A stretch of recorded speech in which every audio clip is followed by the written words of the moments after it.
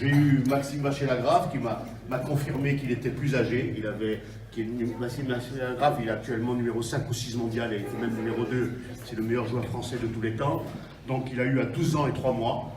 Et j'ai eu la dernière réponse d'Étienne Bacrot hier, parce qu'il a dû regarder, il ne se rappelait plus quelle année il avait eu.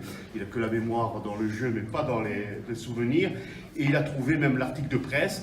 Et il avait 12 ans et 2 mois. Et Marc-André, à lui, n'avait pas 12 ans. Donc Marc-André est, au niveau de la Fédération française, le plus jeune joueur de tous les temps à avoir fait une norme de maître international. Alors, on va lui demander de venir et on va l'applaudir très fort.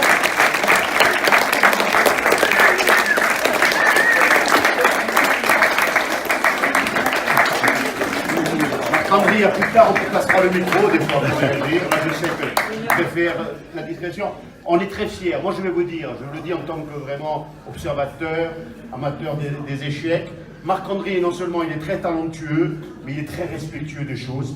Il donne une image exceptionnelle de notre sport. J'ai des retours lorsqu'il va dans des endroits où beaucoup d'amis m'appellent, parce qu'il est là, il est attentif aux autres, il parle avec les autres. Ça ne lui monte pas à la tête, parce que tout simplement, il est décontracté. Alors c'est un exemple extraordinaire pour la Corse.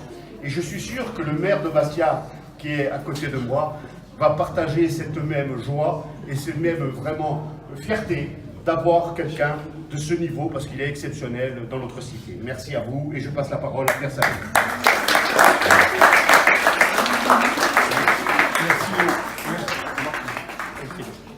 Merci Léo. Oui, fierté. Alors déjà, pas je salue à toutes les barènes, à toutes les idées, tous les dirigeants, les bénévoles. Oui, tu disais, Marc-André, il est respectueux. Alors, Marc-André, il est respectueux, ça veut dire qu'il a reçu l'éducation. Il faut féliciter les parents, naturellement. Une éducation, ça veut dire qu'au sein du club, en dehors d'apprendre des échecs, on apprend aussi des règles de vie, des règles de respect. Donc c'est une fierté, c'est un bel ambassadeur pour notre ville, pour notre île. Donc le féliciter, mais dire que quand on arrive à voir un champion d'un tel niveau, ça veut dire qu'il y a un travail à la base qui est extraordinaire. Parce qu'un champion, c'est sûr que de temps en temps, il y en a un, il ne peut pas y en avoir tous les jours. Donc c'est le niveau de Marc-André, c'est le reflet du travail qui est fait en amont dans tous les clubs au niveau de la Corse. Et ça, je disais Léo que ça n'arrive pas par hasard. C'est que derrière tout ça, il y a beaucoup de travail, naturellement, de Marc-André, il y a beaucoup de travail de tout le monde. Et il n'y a que par le travail qu'on arrive, et ça, c'est une réflexion qu'il faut garder en soi. Sans travail, on n'arrive à rien.